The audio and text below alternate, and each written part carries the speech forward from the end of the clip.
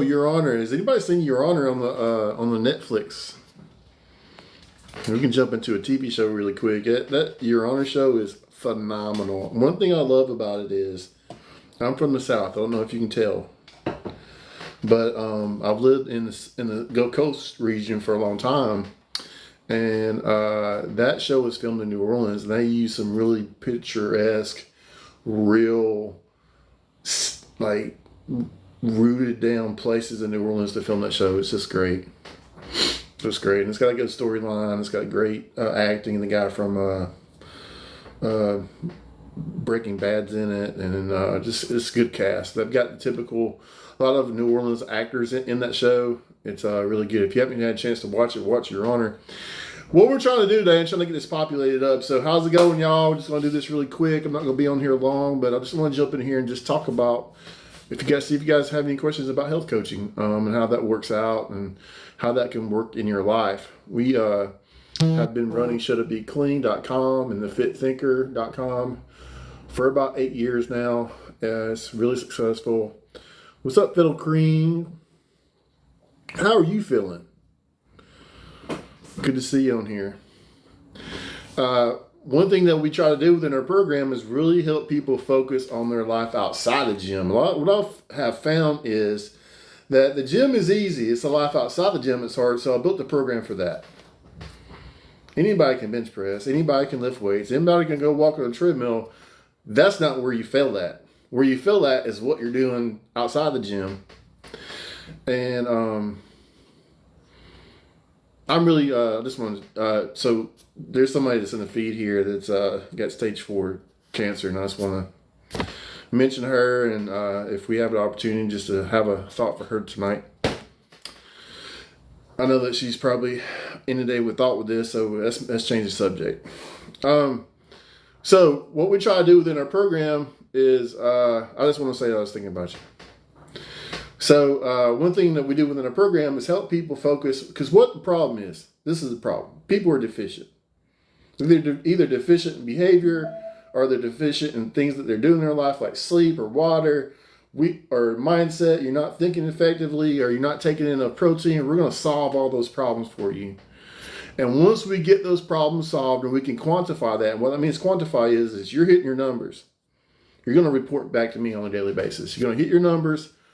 Once you start doing that kind of stuff, you get yourself out of your own way. It's amazing the magic that happens and occurs whenever you get out of your own way. So it's a really phenomenal program. I built it for myself. I was going to Iceland for a 24-hour obstacle course race with Spartan.com for 2 years in a row. I built a program for myself to survive that whole situation. I was running for 24 hours straight. I did it twice. And I made a program for myself because you have to train a year for something like that. You can't just show up. So I did that, and I took the bits and pieces and what I learned from that program and transferred it into a program that everybody can do. Because what I found is I was a good athlete, but there's some things in my life that I wasn't doing effectively, like sleep. And part of the problem with sleep is when you become deficient, it's a slow, like, sickness. Like you start getting sicker and sicker and sicker and sicker to a point to where you're completely deficient, and then you become anxious, depressed, all these other things. What we try to do in our program is quantify your behavior. So, are you getting your 6 to 8 hours of sleep? Are you doing that for a week straight? Then how do you feel? Do you still feel bad? So are you hitting what if you do all the things right? What if you're hitting your sleep? What if we get that, and then you're hitting your water, you're hitting your nutritional intake. How do you feel then? If you feel good then what do we do? Then we jump into some strength and conditioning programming, because you shouldn't be starting some type of crazy workout program when you are not doing the things that you should be doing correctly. That's the problem. But if anybody has any questions, I'll be more than happy to answer. I'm a nutritional therapist. I also have a degree in occupational therapy. I owned a CrossFit gym for about 12 years, almost 13 years. I was a medic in the Air Force before then. So I've seen tens of thousands of hours of human movement and applied it, and have coached thousands of people through my program. So I got Realistic Mystic was wanting to join in on the let's see, she's wanting to join invite. Let's see, did I this right? Oh, I don't know if I did it right. Invite. Well, hello. What's up? How are I think you? for people that are following you here, we had a pretty good conversation. This month, this whole month is PTSD Awareness Month, and we had a real. What's your real name? Realistic Mystic. Samantha. Samantha. I'm sorry. That's okay. So Samantha jumped in just out of the blue and jumped into the account with being on a live, and we had a really excellent conversation. Mr. Lears, I've seen the op program work for so many. Can you sustain it without the subscription? I'm not totally familiar with the op program. Let me do a Google search on that really quick. Op program.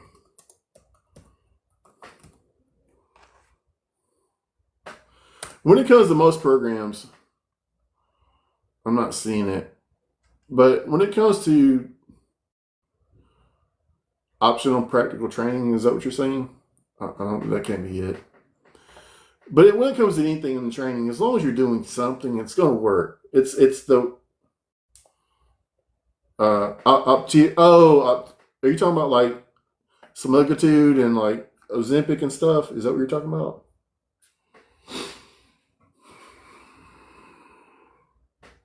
One thing that I have seen that as long as you're consistent with whatever you do, it's going to work. I'm not ever going to down a particular program or anything that people are doing unless I see a lot of people get injured with it, and really that's not really my job. They know that they're injured, so I don't really have to say anything bad about it.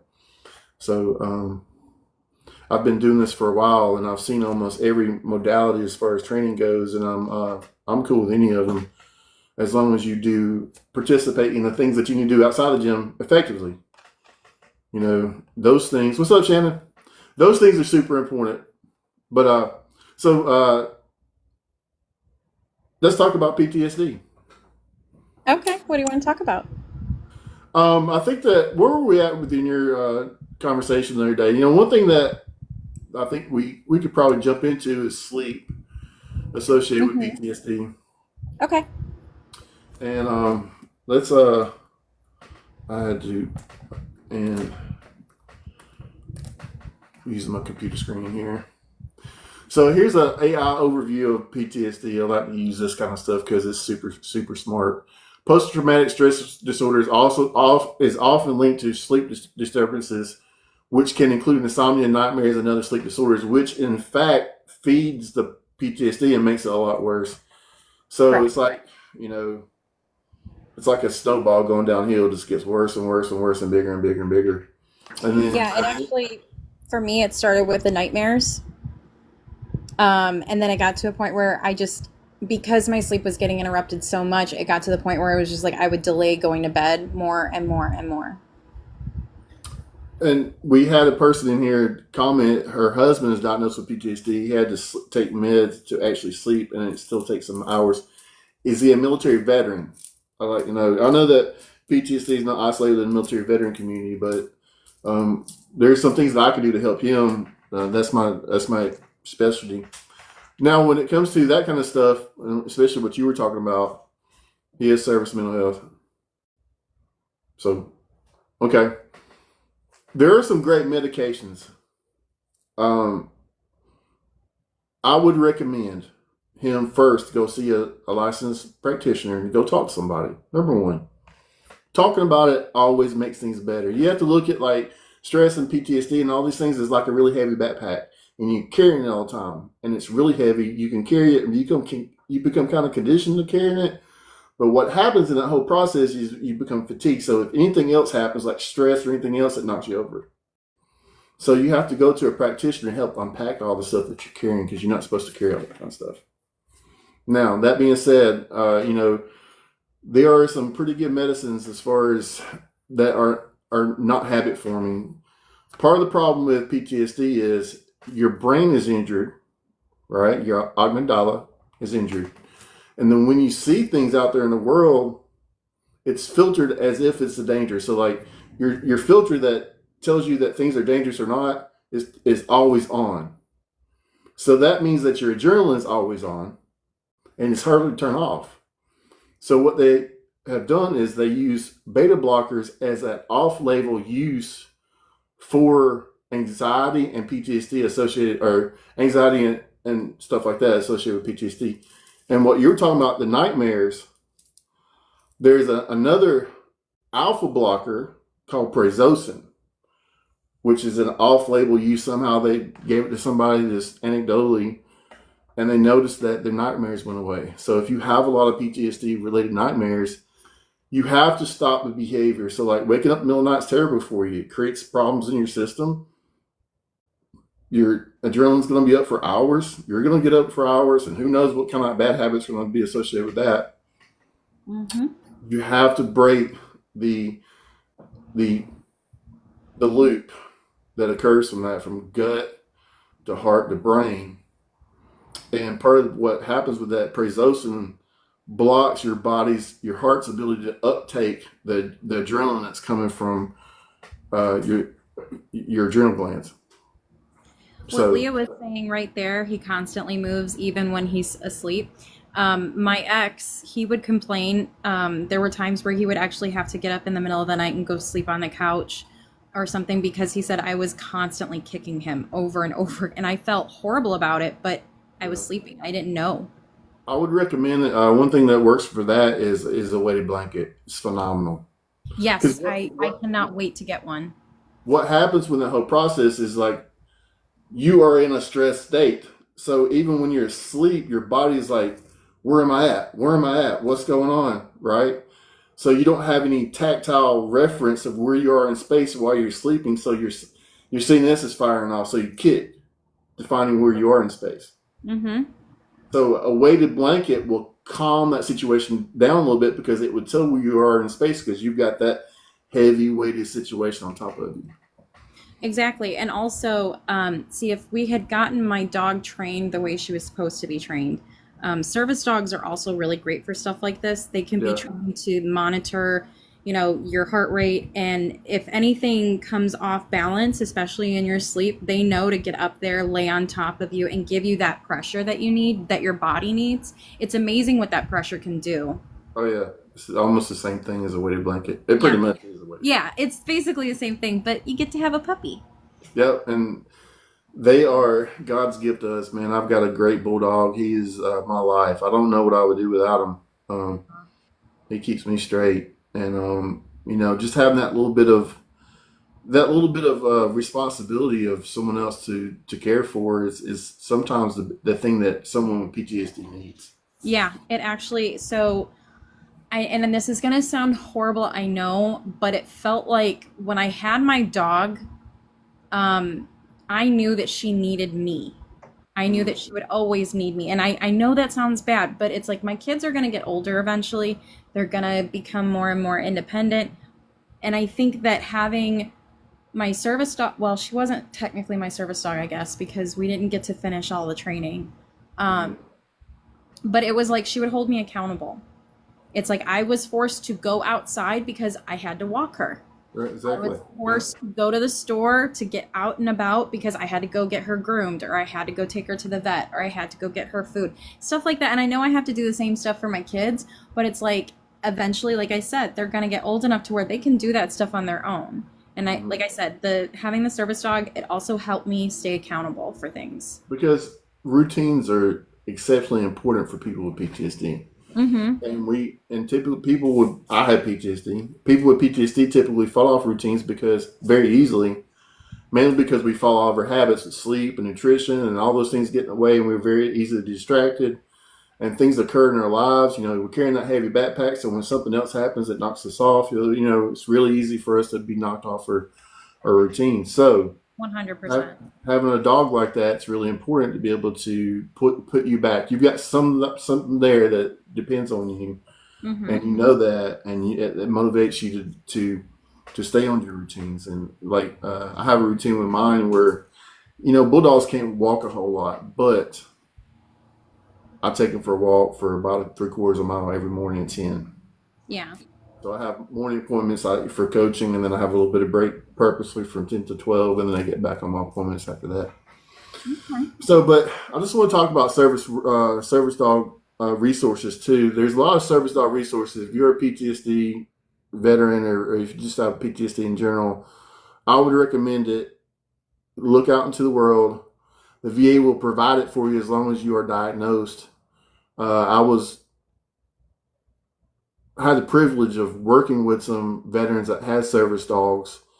When I went to Iceland, I took a group of disabled veterans to Iceland, and there was a few veterans there that had dogs, and these dogs are so phenomenal. Like, just without command, they get up and every hour and patrol the house. It's just the level of consciousness they have and how they've been trained is just unbelievable. It's unbelievable the things that they can do. Agreed.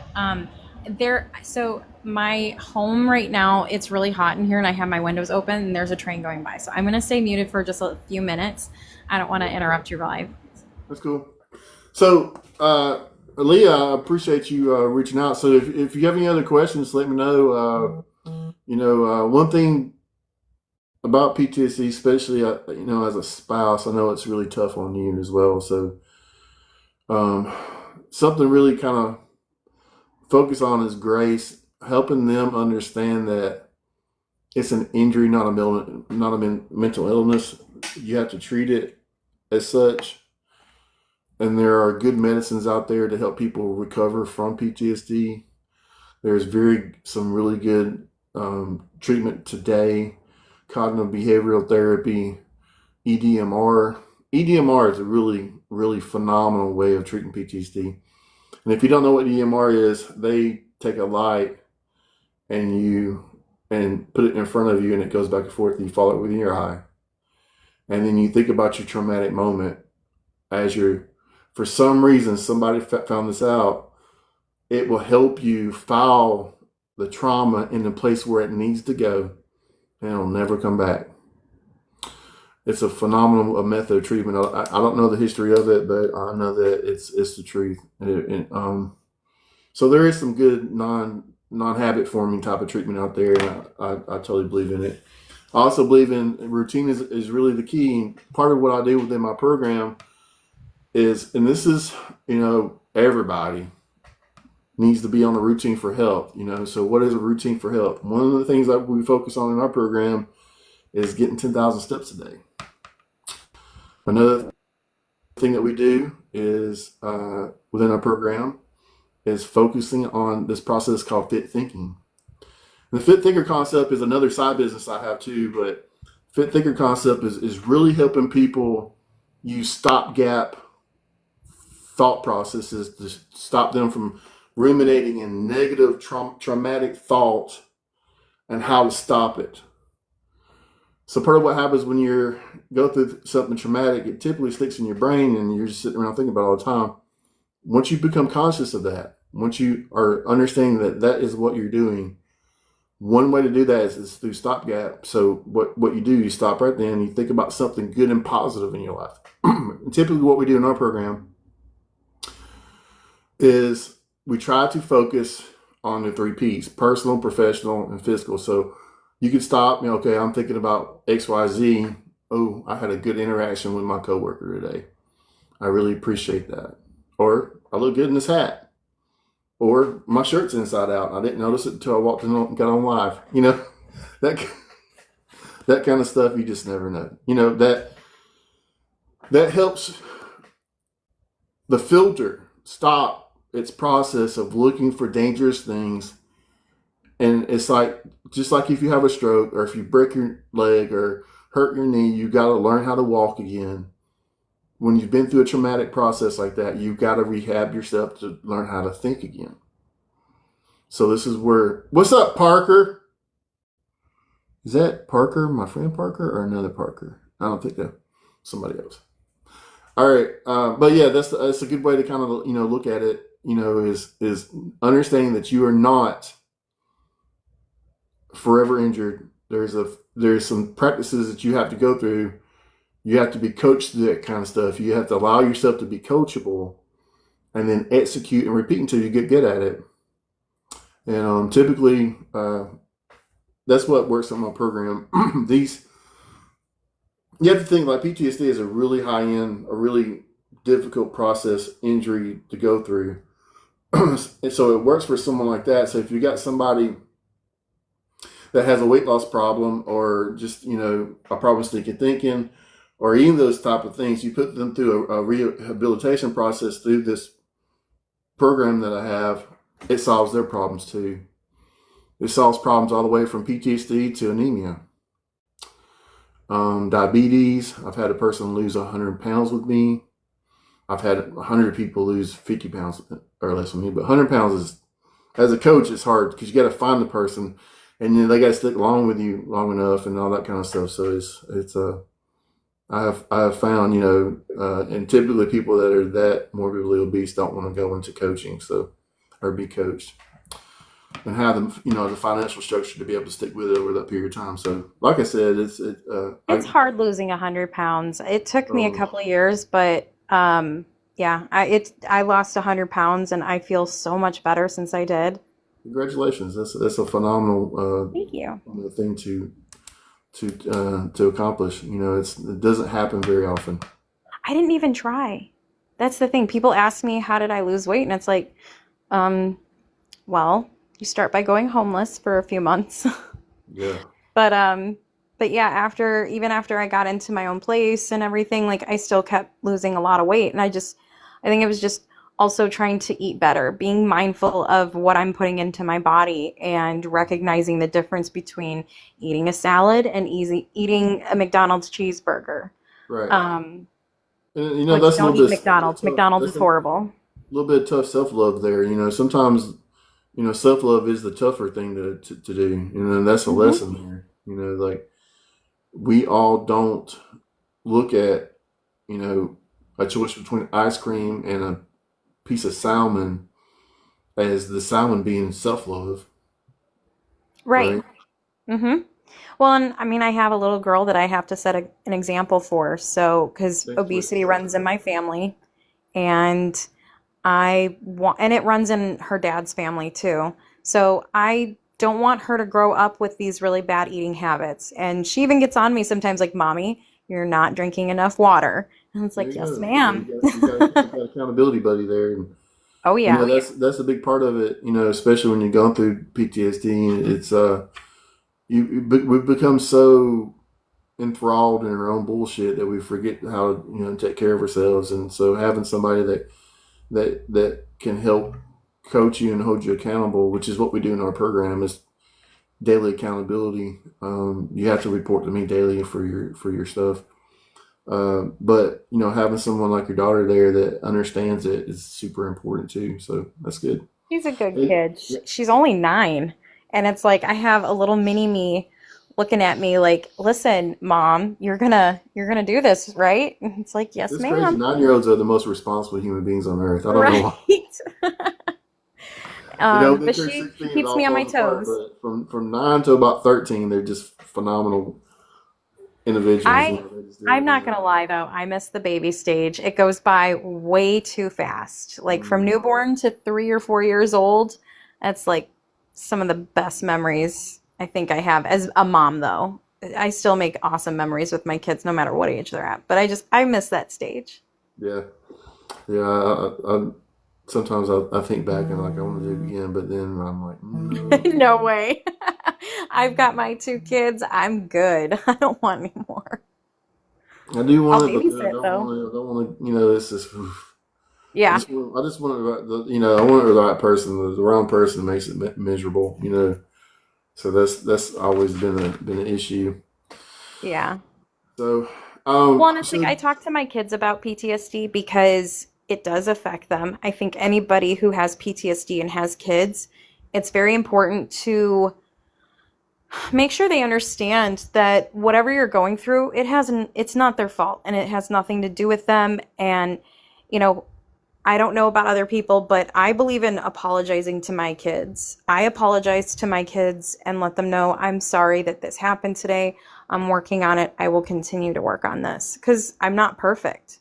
And parenting, I don't care what anyone says, your children will become your biggest triggers if you have PTSD because for me, it's a lot of childhood trauma. So it's almost like you're forced to deal with some of the stuff you haven't healed yet because your kids remind you of it here and there. So, to kind of circle back into this whole situation of PTSD and some symptoms of PTSD, people don't understand what you could be showing as far as, and this is complex PTSD. So, there's two different brackets of PTSD. There's PTSD, which is caused by one particular situation, which is bad. And then complex PTSD is multiple bad traumatic situations that happen in a condensed time frame, like a year. Mm-hmm. So that's what we're going to kind of look at the symptoms of complex PTSD right now. I'm just going to read because I don't have these things in memory, but I'm sure that some people hopefully can, understand some of these things and maybe, we can talk about it. Living with complex PTSD can be difficult. In addition to feeling anxious, most of the time you're experiencing CPTSD, you may have the following CPTSD symptoms and signs: flashbacks, memory lapses. I have that all the time. Like I had to ask you your name earlier. Like I could walk up to someone that I've known my whole life and just completely blank out. Uh-huh. No, I just don't. It happens Just all the time. distorted sense of self. So it could go both ways. Distorted sense of self could be you see yourself as something that you're not in a bad way or in a good way. It could go in the opposite way too. Well, and if we could real quick touch on that memory thing. So I don't know about you, but I feel bad whenever that stuff starts to play a part because people start to feel or think that I don't care enough to remember, and it's not that. I try my best to remember. But if I Right. can't remember certain specific details, it's like people don't want to hear that it's my PTSD.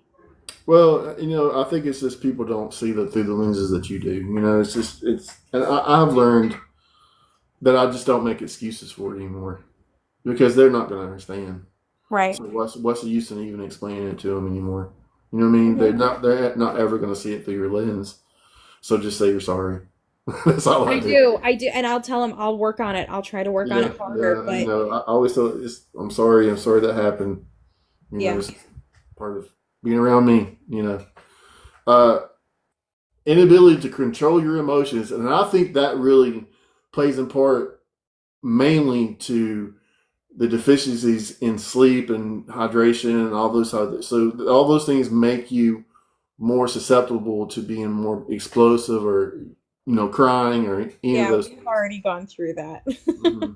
Hyper arousal. So that could be described as when you go to a party or a bar and you're always looking for the exit or people around you. You're not really involved in the process of interaction with other people. I found I didn't know I did that until I understood that I did that, and now I understand that I do that. hmm Um, Anytime we would go out, I would put myself in the corner where I could see both exits from the front, and I never had my back to any of them, just in case. and it sucks to be like that. Uh-huh. You're not really ever having fun with everybody else. Yeah, you're not fully in the moment with your friends. Hmm. Unexplained upset stomach. This has been a big problem with me, and this is part of the whole negative feedback loop between brain, heart, and gut. Just all of a sudden you just start having like colon Uh-huh. cramping and diarrhea for no reason. Yep. And typically those are for me wrapped up in sleep disturbances. So that's the next one. I'll have a couple of days of bad sleep, and then all of a sudden the stomach issues come. Yep. Challenge interpersonal relationships. Can you say that one more time? I'm sorry, I spoke over you. My bad. Challenge interpersonal relationships. So yeah. Yeah. Avoidance of certain circumstances and places. So the whole process of avoidance is probably one of the most damaging parts of PTSD. Being avoidant of and people don't. That's what people don't understand. You're avoidant of things that are easy for people. Let me just tell you, I'm 6'3", 245 pounds. I've cage fought, been through war. I've done all the things that you could do as far as that kind of stuff goes. But I wouldn't check my mail for almost a year. I had to get other people to do it. I don't know what type of folk. I don't know why I did that. It's just one of those things. So like you just don't understand it, and you just get into this weird headspace, and it just happens, and you know, there's no explaining it. Substance abuse and use. I'm lucky I have never been a part of that. I'm lucky that I have a really bad alcohol tolerance. It makes me really sick. I think it's just a genetic thing for me. And my mom always taught me that drugs are dirty, so I never did. Oh, thanks. That makes me feel horrible now.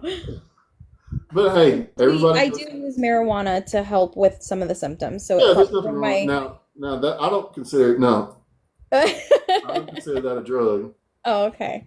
And Because yeah, that's the only one I use. psilocybin I don't consider a drug either, because they're not habit forming, and they're naturally grown, and you can't overdose on them. So Right. You can't even physically get addicted to them. no, no. Low self-esteem. So part of what happens within PTSD is you have a concurrent issue with losses in your life. It could be a loss of a friend, relationship, some type of situations like that. So it affects the way you see the world. And then, of course, that will affect your self-esteem. But a quick fix on that is to start having wins in your life. And what that is once you start having wins, you start having something called agency, which is one half of what it takes to have mental wellness. Agency is having a belief that you have control over your life. And starting small within agency is super important. So within our program, we start with agency within people of just controlling their sleep, controlling their water intake, their protein intake. So once you start that kind of stuff, all the magic happens behind that. So it's those little small wins, it gives you self-esteem. You feel better about yourself. You have agency in your life. You have control of your life again. Things get better. Yeah. Well, so just to kind of touch on that a little further.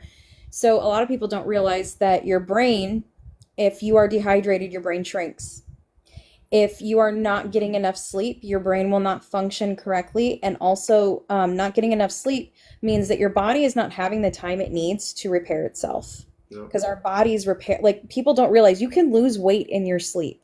Yep. It burns calories. We produce this hormone called IGF-1, and IGF-1 is like the power button for all the hormones in our body. If we don't go into deep sleep and REM sleep enough, we don't produce IGF-1, so then our hormone levels fall off. Mm-hmm. So, and that can lead to obesity if you're not getting adequate enough sleep. It's not that it can, it will. It does, yeah. It does. I mean, I can speak on that. I was my heaviest, I think I was like between 265 and 270. So I just went to the doctor about a month ago and I'm at 170 now. But a lot of that had to do with my poor sleep habits. I had horrible insomnia to the point where I would stay up nonstop for like 3 days in a row. It would get that bad. I think we probably talked about this last time, but if someone's out there, we have a few people still in here listening.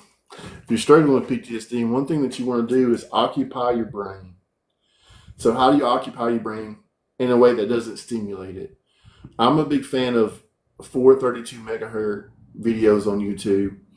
They're typically, I could find one really quick for us to listen to here. Give me just a second. But these 432 megahertz stimulate a part of the brain to help you sleep. And there's a lot of people believe that certain tones stimulate certain parts of your body, especially your brain. And what you do is you just go to bed. When I weighed 300 pounds, I made a sacred commitment that I was going to lose the weight. All right. You gotta pay that YouTube subscription, man. Oh, they've got my money. Don't. So if you can hear this video right here, you just hit play at night, let it go.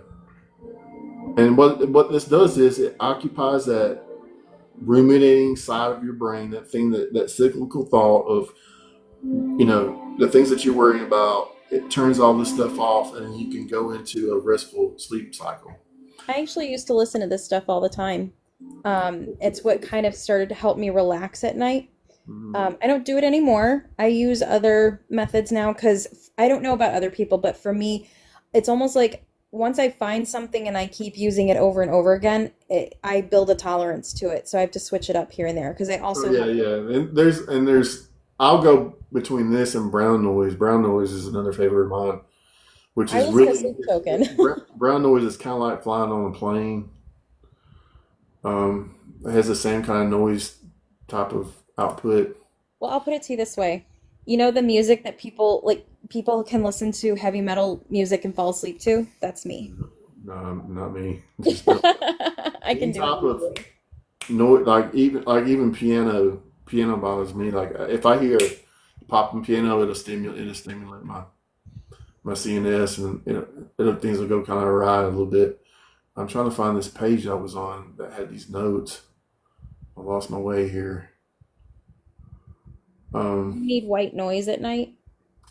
it's called brown noise. Brown noise. Yeah, brown noise is. I'll play it. Because I like white noise for me is like my fan. See, yeah, brown noise is a little bit deeper. A little bit. It's just a tad bit.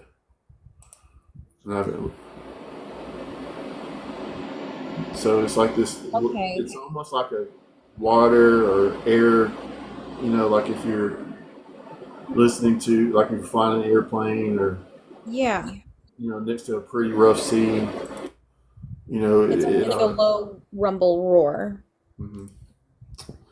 Let me go back to. Uh, I lost that. I lost that page. Dadgummit. You sound like Mater. Dadgummit. Well, I have to watch my language. Right. Yes, we must be adults and behave. Um, I guess I can type in here 17 symptoms of complex people. There it is right there. Here it is. This is the article I was on. We're almost at the end there. And this is a big part, and that's the reason why I want to circle back to it. Chronic health conditions, and uh, these type of weird, crazy, in and out. And I think that they really tie into your sleep, chronically being sleep deprived, and deprived and deficiencies in other parts of your behavior, like water intake, nutritional intake, or even really bad thinking processes will absolutely make you sick. So chronic health conditions is part of that. So the biggest part of that whole situation is get in front of a healthcare provider and help them understand that if you do have complex PTSD, help them understand that that is what you have, and that you got to get your blood work and take a good look at it every time you go. You can't not go and not get your blood work done, because even with healthy as I am, I'll slip into non-alcoholic fatty liver on occasion. And part of the reason why I was doing that is because I didn't know this or not, but I have a really weird, rare dual blood condition. One called hemochromatocytoma, and the other one is called polycythemia vera. There's only two people in the world that have both, and I'm one of them. And they don't know why. And but part of what happens to that is your blood gets really thick and full of iron, so it makes your liver sick. So there I was with a sick liver, and the doctor's like, I don't know, are you drinking a lot? I'm like, dude, I don't drink at all. I've run it, I run a 5K every day. Well, my doctor, because I have to do blood work routinely because I have anemia and I also have a thyroid issue. I have hypothyroidism. Hmm. So I actually just requested to get a full blood work makeup done just to kind of get a look at everything that's going on, because cancer runs in the family, a lot of other health issues run in the family. And that's what a lot of people don't realize. Like, I get so frustrated when people want to sit there and say, oh, you just want to use your trauma to get people to feel sorry for you. And it's like, no, you don't really understand my life. Because of all of this, because of what I'm dealing with the brain injury and everything, that's what caused a lot of these other issues. I'm not asking for you to throw me a pity party, but a little compassion would be nice here and there. Right. And you just have to be you have to be that person for yourself. No one else is going to give it to you. Be an advocate for yourself, if no matter what your mental health is, but especially if you have PTSD, because no one's going to advocate for you. You have to be your own advocate, and you can't let people make decisions for you all the time. Like, just because they are doctors or nurses, I'm always asking questions, and I'm always following up with my own research, so that way I can show them, listen, I care about my health and I want to know what's going on. And I think when you start taking it seriously and you hold your doctor accountable, or you hold your therapist accountable, I think you're going to get more out of those visits versus just letting them make all these decisions for you. Like, I don't necessarily believe that a pill is always going to fix everything. Right. Well, there are some, especially with PTSD. There are some, but I'm especially saying the alpha and beta blockers. You know, I'm there with you. yeah, Typically, within psychotrops reason. like Prozac and all those type of things are never going to work with PTSD. Nope. Ever. Never. I was put on antidepressants, and actually they made me worse. They made me 10 times worse. It's a Band-Aid. And actually I don't know if it's been proven completely or not, and I don't want to give out misinformation. I'll just say that people have started to look into antidepressants, showing that they really don't do anything for you. Yeah. What they're there to do is that dump feel good hormones called dopamine. Your serotonin, your dopamine and your and so it's supposed to wash over your brain, so then you're not the feel good stuff is everywhere, so then therefore you're not going to look for it. And then there are people that are bipolar, especially the really bad side of bipolar, that need that. But you're right. I think it's overprescribed. Definitely. 99% of people when they're depressed need to go get blood work done and see if their thyroid's normal. Just look at your blood work. See if there's anything abnormal before you take any type of medicines at all. Force your doctor to do blood work, to look at it. Then look at your blood work yourself to make sure they're not just like dismissing things. Mm-hmm. My issue that I think I had was when I was telling them that this medicine is not working for me. I think doctors, not all of them are like this, but there is a good majority out there of doctors and therapists who just really don't listen. When you try to tell them this isn't working, that isn't working, and you're staying up on top of everything, you're trying your best to keep up with all your meds, take them as regularly as you're supposed to, and all that stuff. There's only so much you can do at one point or another. And if it's not getting better, it's only getting worse. The answer is not to up the dose all the time. The answer is to look into why isn't it working. Right. That's what I think that brain scans should be routine at this point. Well, you gotta qualify it. So like blood work would be the first thing, and then blood work will show for a brain scan. Say if there's a particular part of your blood work called your prolactin levels, which will show a benign tumor on your pituitary gland, which will cause all these issues. And if you have that, then it will mimic all the things that we've talked about. Yeah. Of course, I'm going to have to mute again. There's another train. Sorry. But what I was saying was, like, it will mimic these things. It will mimic them. So, that's why, getting your blood work done, prolactin levels aren't something they typically test for. But if you test for your prolactin levels and it is out of whack, then they have to do brain scan to see if you have a benign tumor on your pituitary gland. And if you do, you have to take a chemotherapy to get it taken care of. But it's benign, so it doesn't mean it's going to grow. It's not like one of those type of cancers. Now, what's the next one? Avoidance of certain circumstances and places. I think we've already talked about that. Depersonalization and derealization. This is a tough one to understand for a lot of people. But the best way I can kind of describe it is you're there, but you aren't there. So you could be talking to someone, but your mind is absolutely somewhere else. Disassociation. Yep. I go through it a lot. You don't mean to. It's just, And I've noticed that when I have those moments, I do have a moment where it feels like I'm having a little bit of a flashback in there. Hey, Dark Horse. But we're talking about PTSD, so if you want to stick around and learn some stuff, you can. But yeah, I'm going to pause real quick. But yeah, I know what you mean. Sorry, I got distracted. It's okay. So negative self-perception and thoughts of suicide, one thing to understand about that whole aspect of that is if you start to have those type of thoughts, it's time to go talk to somebody, period. Don't sit back and try to handle things yourself. If you're having suicidal thoughts, immediately go talk to somebody about those thoughts. And sometimes just verbalizing it will help. I have lost a few family members to suicide, and let me just tell you, it's like a cancer. Once one person does it, it's like it spreads.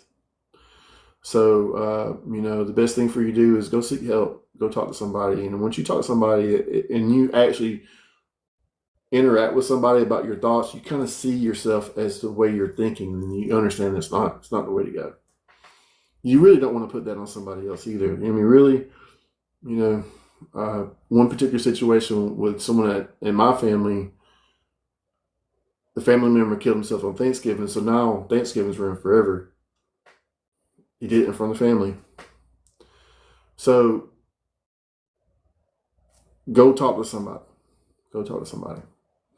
Unexplained headaches, autoimmune conditions. And, autoimmune conditions is a big situation nowadays with people. This is where like blood work, and they can do blood work for the autoimmune condition. If you have autoimmune, if you feel like that you have an autoimmune condition, this is where the blood work is the key on that part. So,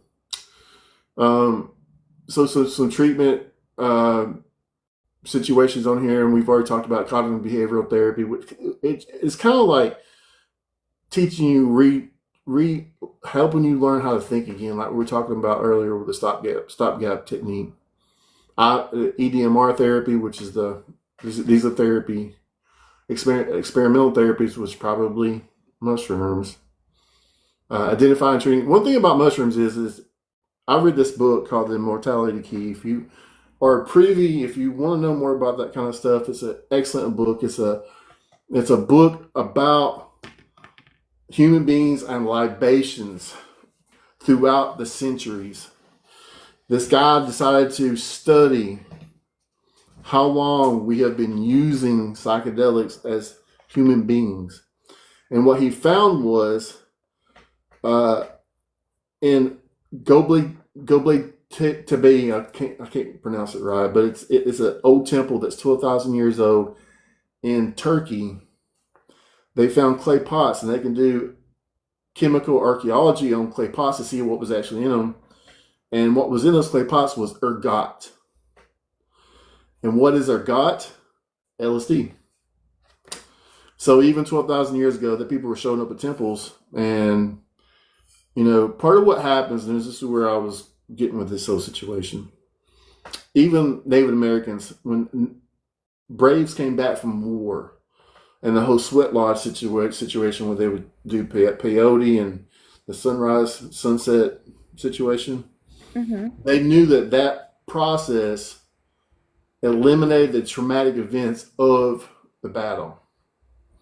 So it became a situation within a tradition within their people. And I honestly think that we should do that more here with our soldiers. I've heard that LSD, ketamine, and other psychedelics are supposed to actually help with traumatic brain injuries. So what happens with it? So whenever you have these things that happen, it creates a massive dump of electrical impulses into your brain, and it can rewire things so that what we were talking about earlier, amygdala can be injured. What they think occurs, because they don't know, what they think occurs with psychedelics, ketamine, is that it does a chemical wash of that situation. So it washes, it brings in the chemical, does its thing, and allows the brain to go back to normal. What have Will it do you it in one situation? I don't know, but um, because that kind of reminds me of ayahuasca. yeah, I've it's all heard people trying that and other holistic approaches to really help with trauma. And it's crazy because it just goes to show there are a lot of traumatized people out here. oh yeah. I mean, that's what life is. I know, but the problem is that no one deals with their trauma. That's the Well, bigger problem. part of the issue is when it comes to traumatic events and PTSD, the most common that they would have two people in a truck. This I'm gonna use this as an example. Two people in a truck. They see the same bad thing, like someone gets killed in front of them. One person will get PTSD. One person would not get PTSD. Hmm. The one that typically gets PTSD is the person that had childhood trauma. The person Yeah. that did not have childhood trauma is less susceptible to PTSD than the person that did. It's Hmm. almost at a 95 percentile case. Yep. So, you know, there's nothing we can do about that kind of stuff, but get in front of a licensed practitioner and unwrap that junk, man. Get it on out of there. Well, that's Sometimes what I'm talking about it. saying. That's what I'm saying. A lot of people, and I think that comes back to circling over to the avoidant part, avoiding these type of situations where you have to go deal with it because obviously no one wants to deal with it. It's painful, it's hard. But at the same time, I always felt better after I left my therapist than before, I got there. I always felt like a weight was lifted off my shoulders and it felt good, even though it was hard to get through that moment. And it still has those aftershock moments emotionally because it's been so long since you've addressed certain things. I mean, there are certain memories that have come back to me now as an adult that I had forgotten about years ago. So that can happen too. Right. I'm just Hey, saying that lunch the lady, sooner I see you. your question. I'm gonna reply back. So just hang in there, lunch lady. I'm Sure, gonna. sorry. No, it's okay. Finish your thought there, and I'm gonna jump into lunch lady. Um, so what I was going to say is the problem is that, I've noticed also there's some correlations between alcoholism and PTSD. I've recognized the similarities in AA versus PTSD treatment. There are a lot of similarities. Well, I mean, Um, people are just self-medicating, and exactly. That's some people exactly it. think this way elsewhere. Underneath all of the alcohol, there's trauma. There's nine times out of 10. Yeah. And you're right. You're absolutely right about, with it being the childhood stuff because it's almost like it's the precursor. Right. Right. That's the stage. Yeah. And Hey, Crystal. go and talk to somebody about it. It's the best thing to do. Now, lunch lady, I'm gonna have some questions for you, but you know, it seems to me when I see people that is having those type of things, the thing to do is to clean up their diet first. So what do I mean by cleaning up their diet? You want to get them into a process of eating one ingredient foods. So no processed foods. And stick with that for at least 90 days. And then see if and this also falls back into autoimmune because autoimmune is connected to processed foods. What is processed foods? Multi-ingredient foods like a Dorito. A piece of lettuce is one ingredient, correct? A piece of chicken is one ingredient. An apple is one ingredient. A tortilla chip is multiple ingredients. Ice cream, multiple ingredients. I would have him circle through that for at least 90 days. You'll have to talk to him, see if the gastritis and migraine situation helps. If it goes down, if it stops or if it goes down, then you have a winner. He understands. Part of what happens is, depending on where you're from in the world, we all have foods that are indigenous to our culture. What that means is I have blonde hair, blue eyes. So my food groups are more indigenous toward cold weather climates. I'm not supposed to be eating nightshades, peppers, tomatoes, anything with color. Those things cause an automatic inflammatory response that does not kill us immediately, but those processes of inflammatory responses is what causes these type of reactions that your son's going through. Migraines is nothing but a reaction toward inflammation. Gastritis is actually that. Lactose intolerance is part of like shows, we didn't have cow's milk from our ancestry. So we have not built up any immunity to cow's milk. Just like African Americans are really bad about being lactose intolerant, mainly because they didn't have cow's milk in Africa.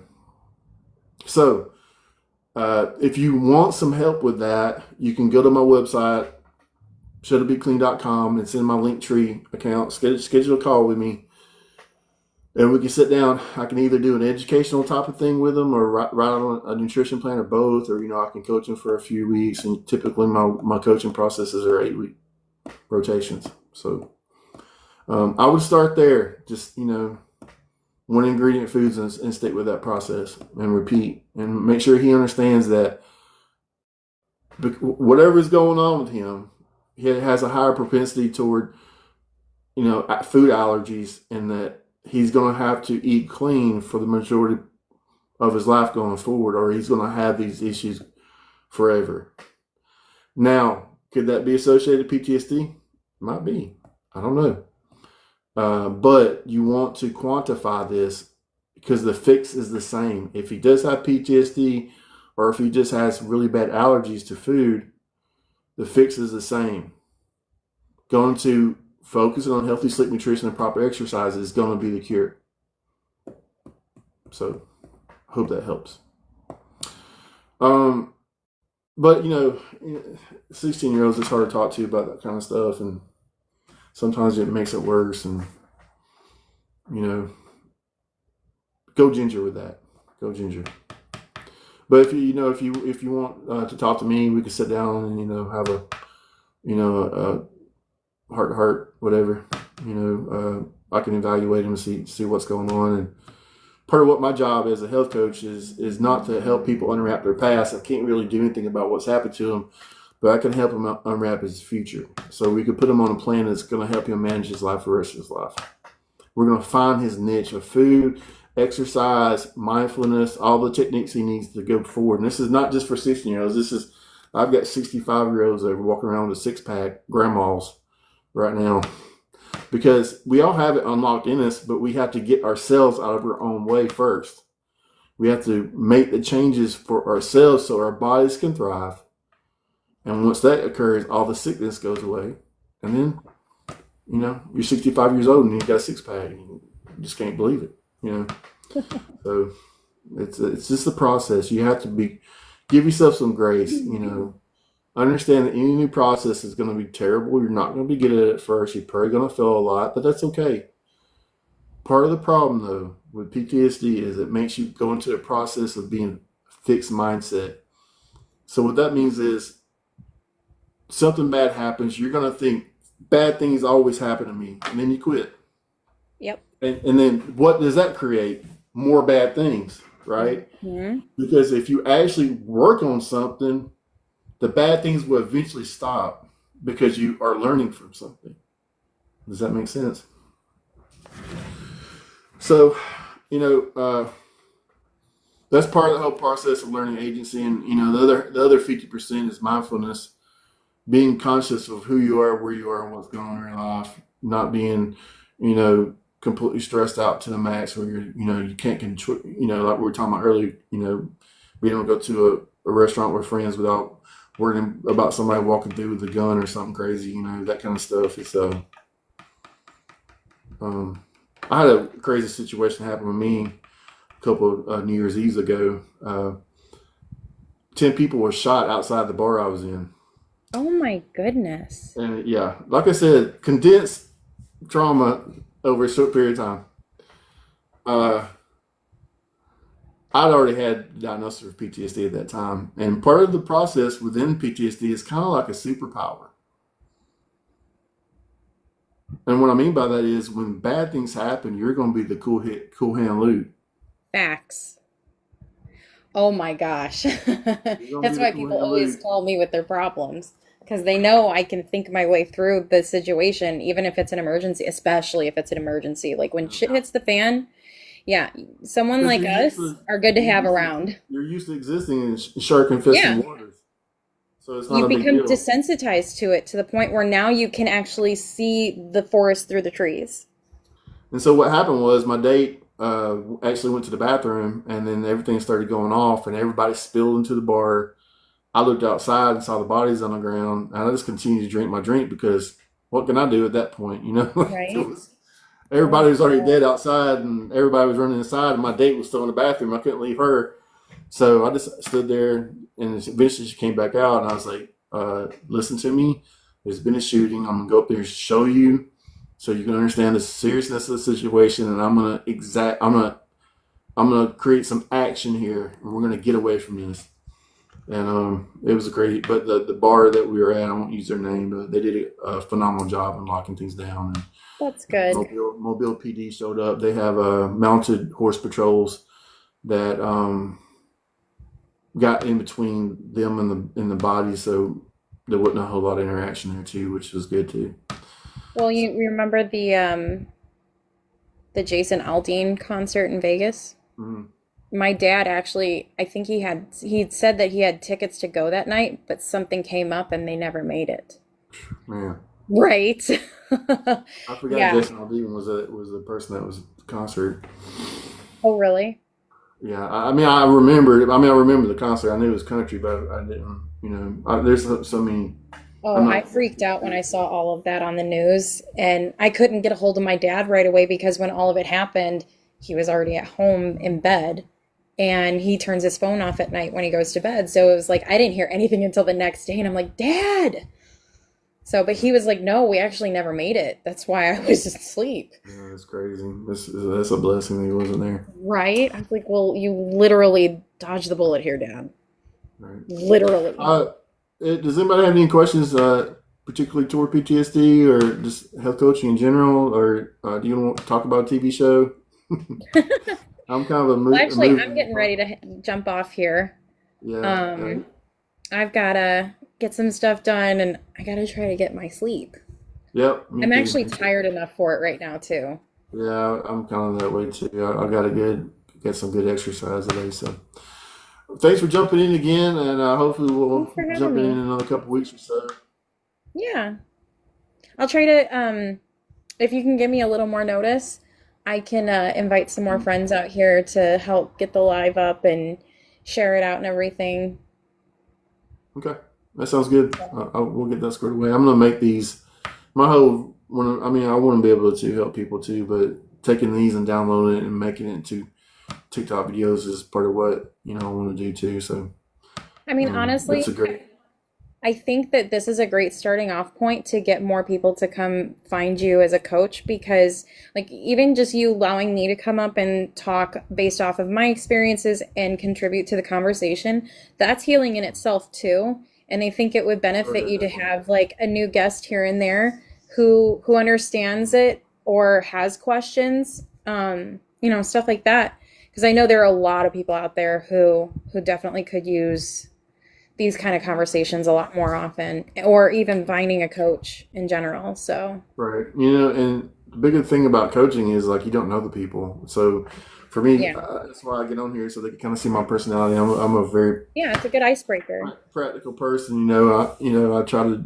I am authentic to who I am. So you're gonna get what you get with me. So um, I want people to understand who I am and what my background is and what my coaching styles are and that kind of stuff. And that I am trauma informed. I have done things in my own life to make things better, and I've taught those processes to hundreds of people to help make their lives better too. So, I um, mean, honestly, if you go live a lot more often, you'll start to get more people in here. yeah, I but know this time going of night live, if though, you stay consistent. this, I know, no, I actually just ended my live when I got your invite. yeah, I think I saw it. This time of night though, for me, I'm usually playing Call of Duty. I'm just gonna be honest with you. I've got a group. Well, I'm playing The Last of Us right now. Oh, hold on. I don't know what this is. I started playing some game called Last Days. I've heard of that. Yeah, it's actually Someone pretty just told me cool. about that one the other night. It's I'll have to check it out. it's a post apocalypse, zombie, but Uh-huh. you're like a motorcycle gang guy, and you're like you got a buddy, you've got to help out, and it's like you're looting and doing things. You're not really a bad guy, but you're not a good guy either. That's a pretty good little. I've played it a little bit. I don't play a whole lot, but when I do play, it's usually when my guy friends were all a bunch of married guys with kids, and it's a good opportunity for us to get ourselves worked up and holler and scream and stuff. Where you can't do that in There you go. polite society today. Nice. Yeah, I play The Last of Us Part 1 and Part 2, and it's basically like post-apocalyptic and all that. And Yeah, the yeah, guy I play, same thing, not a great guy, but not a bad guy either. right, right. And I mean, they turned it into a show on HBO. Yeah, I've seen it. I've seen that. Yeah, I saw the first season. I haven't watched it yet. That episode with the two gay guys was phenomenal. I haven't seen anything of it yet. No, not yet. I don't know how because I haven't played the game, but I know it was a part of the Well, yeah, game. they started it because of the game. The game won like a bunch of awards and everything, and it's done really well for itself. They take an entire episode of going through the entire linear process of two gay guys that meet, and one of them's a prepper, another guy moves in with them, and they just have this whole life together over 5 years over this hour episode. And I can't tell you what happens, but it's just really good. It's just Yeah, don't tell me. the way they tell the story is it's just really good. But in The Last of Us, I guess you're using, from what I understand, you're using their compound for a lot of stuff. Mm-hmm. Yeah, it's crazy. I think that's why I like the game because it's almost like my PTSD can handle it in some way. I don't know. I'm not a big gamer. But this game, I love playing it, and I've actually started to play other games because of it. Um, but no, it's a good game. If you ever get the chance to play, do you have a PS5? Oh yeah. Mhm. I would get it. It's worth it. Definitely play the first one. The first one's really good. About to Um, fire it up and right I'll have to now. go watch the series. Yeah, it's really good. It's on HBO. It's a little different, but it's still good. It's not too woke. Well, the guy who plays David's right-hand man in the series, that's Troy, from what I understand, that's Troy Baker. That's the guy who plays Joel in the video game. Oh, okay. And the woman who plays as Ellie's mom in the series, Mhm. that's Ellie in the game. Ah, Hmm. yeah. I have to play it. It's really good. Part of what I liked about the gay guys is they were right wingers. I Oh my gosh. I was like, Nice. oh, I like these dudes. Yeah, they were like gun aficionados, and they're all about taking care of themselves and Sweet. Which Call of Duty are you playing? the most recent whatever Modern I Warfare. haven't played I haven't played any of them except for World War II, Yeah, and that was really I'm not a good. fan of that one. I don't like using iron sights. It's too hard. Oh. I mean, I guess maybe because I don't have that experience, it's a little different for me. Yeah, yeah. But I like the story in it. I Oh like yeah, yeah. The storylines. story is good. I will give you that. I easily Yeah, the play. I story easily was play really multiplayer. good. But yeah, it's good talking to you. I'm You about to too. jump off here. I got people waiting on me, texting me, ready to go. So thanks for jumping Busy in. man. We'll do this again another couple weeks. All right, peace out, Cub Scout. All right. See ya. If you guys are interested in visiting my program, I am doing a course that we're starting here in July.